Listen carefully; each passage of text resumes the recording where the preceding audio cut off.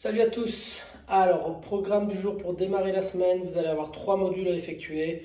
Un premier module qui va être un gros focus sur vos épaules, un deuxième module qui sera le Metcon et un troisième module qui sera un focus sur votre midline et un travail accessoire au niveau des chaînes scapulaires.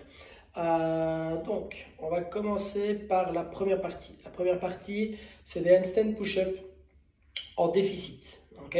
Donc, de nouveau, si vous n'avez pas un tapis ou quoi ou comme pour pouvoir venir poser délicatement votre tête sur le support ou dessus, ne le faites pas, ok? Parce que vous risquez vraiment de vous faire mal. Voir si vous avez des carrelages qui sont un peu glissants ou autres, ne tentez pas le diable, ne l'effectuez pas. Si vous avez la place pour le faire, bien évidemment, vous pouvez le faire. Sinon, l'alternative que je vous propose, c'est de faire du pike push-up, ok? En négatif. Donc on va garder toujours les fesses plus hautes que les hanches, on va visser les mains dans le sol et on va contrôler la descente sur 3 secondes. L'idée c'est que vous soyez capable de faire cette série de 2 à 5 répétitions. Donc peu importe l'option que vous prenez, on reste sur la même charge de travail. Okay, ça c'est la première option. Il pourrait y avoir une option intermédiaire où vous venez surélever les pieds comme si vous étiez sur une boxe. Okay, normalement vous connaissez, donc il n'y a pas de souci avec ça. Si c'est trop challengeant ce que je vous demande ici, vous prenez des haltères, vous les pressez au-dessus de la tête. Ça peut être push-press et de là, je contrôle sur 3 secondes la descente sur chaque répétition. Et de nouveau, faites cette série de 2 à 5 reps. Ça va? Ça, c'est pour la partie renfort du haut du corps. Pour le Metcon, vous allez chaque fois avoir 1 minute d'effort. Okay? L'idée, ça va être de faire 4 tours. Ouais, 4 tours, si je ne me trompe pas. Okay? 4 tours de 1 minute de travail avec 1 minute de repos à la fin. Donc, ça va durer 20 minutes. La première minute, ce sont des goblet squats. Alors, les goblet squats, ça va être super intéressant pour que vous puissiez garder le tronc le plus droit possible. Ça n'a aucun intérêt. Ça peut être aussi un exercice de mobilité, le goblet squat. Okay? Donc, ça n'a aucun intérêt de venir vous pencher vers l'avant très très fort, comme si pour descendre sous la parallèle, vous redressez et ensuite redressez la colonne. Ce que je vous invite à faire, c'est d'utiliser le poids comme un contrepoids pour vous permettre de garder le dos le plus droit possible. Donc vous venez fixer le poids contre vous, que ce soit un dumbbell, un kettle, une plaque, un sac, n'importe quoi, ok? Et vous allez essayer de faire votre squat en gardant le dos le plus droit possible. Ok, n'oubliez pas que ça démarre dans les hanches, qu'on a les genoux qui suivent la trace des orteils. Gardez des fessiers actifs et ce sera déjà pas mal. Ça va.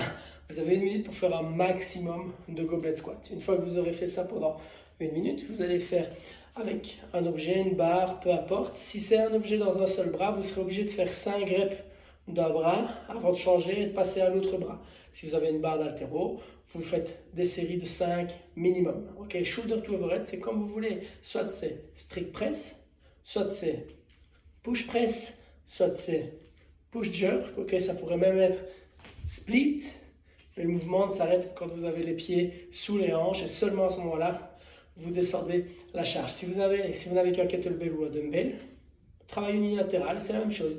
Strict press, push jerk, et ça pourrait être split jerk. Ok, et je redescends. Une fois que vous avez fait ça, c'est double under. Donc, profitez de la minute, si vous n'avez pas ce skill, pour essayer de le travailler. Poignet entre le pouce et l'index. Vous ouvrez légèrement les pouces vers l'extérieur, plus ou moins 45 degrés. Vous essayez de garder les bras relâchés et les coudes proches de vous. Okay? La corde, elle doit être tendue non-stop. Et vous devez vous dire que lorsque vous sautez vers le haut, c'est à ce moment-là que vous allez fouetter 2 fois avec les poignets vers le bas et pas vers l'avant. Okay? Donc pensez bien que le coup de fouet il se fait là et pas là. Ça va? Donc c'est vraiment, je saute, j'accélère 2 fois. C'est vraiment un truc où vous allez devoir trouver le tempo. Donc faites des singles, essayez de faire une tentative de double, puis réduisez le nombre de singles entre chaque tentative, et ainsi de suite. Et essayez d'en faire le maximum pendant 1 minute. Et sur la dernière minute de travail, c'est très simple, c'est des burpees. Poitrine, cuisse au sol, soit on envoie les 2 pieds derrière en même temps, soit on envoie un pied puis l'autre, Pareil pour remonter les deux pieds en même temps ou alors un pied puis l'autre. N'oubliez pas que le burpees ne se termine pas ici. Il se termine en extension complète et en venant claquer au-dessus de la tête, derrière la tête. Pour moi, ça n'a pas vraiment d'importance, ok? Mais essayez vraiment de garder une bonne amplitude de mouvement. C'est pas parce que vous devez en faire le plus possible pendant une minute que vous devez faire des demi-répétitions. Ça va? Et après ça, vous avez une minute de repos. Deuxième tour, troisième tour, quatrième tour. Votre score sur Strivey, ce sera le nombre total de reps que vous avez effectué. Ok? Ça, c'est pour le Metcon. Pour la troisième partie, pour le renfort au niveau de la midline, vous aurez une planche latérale. Ok? Donc vous allez venir vous mettre en side plank. Alors au niveau des pieds, soit vous les superposez l'un par rapport à l'autre, soit vous les mettez l'un devant ou l'un derrière l'autre, c'est comme vous préférez. Ok? Et ici, on va avoir le coude sous l'épaule, on va lever les hanches, pousser le bassin devant. Et l'idée, ça va être d'aller toucher ici, et puis d'aller mettre les coudes le plus loin possible derrière. Je vais toucher derrière, et puis vraiment, vous devez sentir que vous venez, comme si vous avez quelque chose entre les omoplates et que vous alliez les écraser. Okay?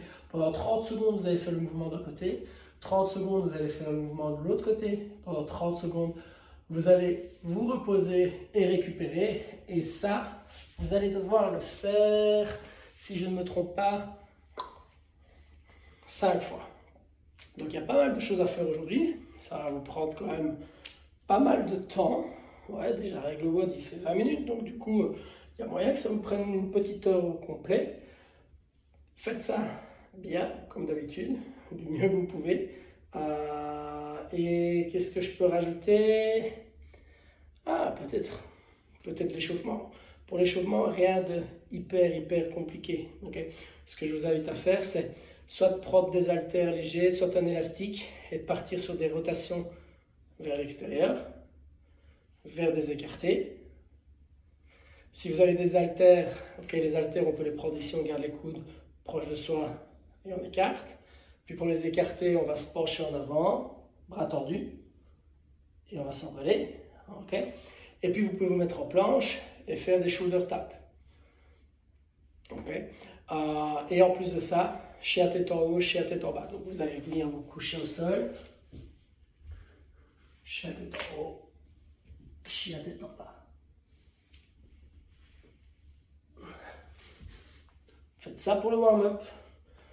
Si vous avez d'autres idées, libre à vous de les faire, bien entendu. Moi, je vous conseille de faire 2 petits tours, 10 répétitions, juste histoire de sentir que le haut du corps est prêt à attaquer sur les handstand push-up négatifs. Et puis après les handstand push-up négatifs, vous réveillez un petit peu vos hanches, vous descendez dans le fond du squat, vous passez un peu de temps ici, ok. Vous essayez peut-être de faire quelques rotations, ok. Passez juste un petit peu de temps là. Vous attaquez sur le WOD. Et puis vous enchaînez sur la troisième partie. Faites ça bien. Passez une excellente semaine. On se revoit live pour